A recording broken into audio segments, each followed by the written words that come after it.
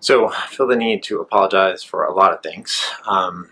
First time I've ever done this. Ty's in the background, kind of rambling about what I'm talking about, but it's the result of keeping some promises to myself, to some people.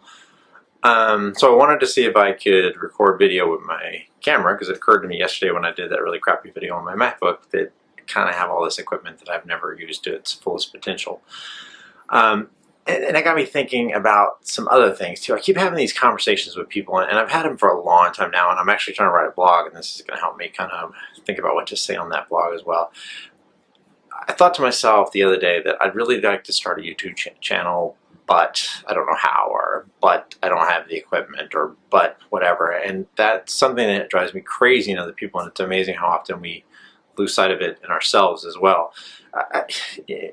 I've heard someone say, and I forget the name of the guy, it was a fantastic story I heard about a speech, a lecture, if you will, maybe even a sermon about "but is a dream killer," you know, and I agree. And I also agree that "but" can be just a sentence killer. You know, all too often we hear, you know, I'd love to go out, but I'd love to go with you, but I'd love to help, but, you know, I used to tell people that work for me all the time that anything you say before "but" doesn't count.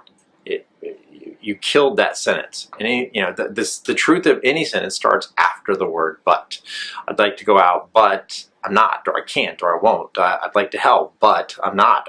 So really the sentence is, I'm not going to help. I'm not going to go. I'm not going to do it. And it drives me crazy. So I caught that in myself the other day. I'd like to start a YouTube channel, but I'd like to do better recordings, but, and, you know, and in one day, YouTube channel, video, camera, the whole 9 yards. So it starts off as advice to my friends a lot, and advice to even to myself. Just get rid of the word "but." Just get rid of it. I mean, if you don't want to go, fine. If you can't do it, say that. But "but's" an excuse. "But's" a sentence killer. "But's" an idea killer. "But's" a dream killer. So I just don't say "but." So I wanted to start a YouTube channel, and I did. I wanted to find better recording equipment, and I did. And if I didn't, there was no "but." There was it's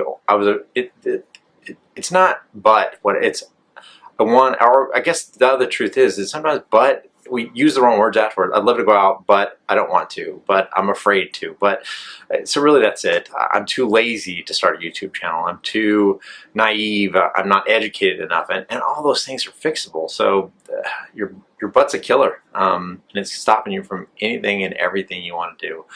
I'm going to try to post this without reviewing it, editing it, looking at it, because that's my other thing. I'm going to try really hard to not pay attention to the fact that I hate being on this side of the camera.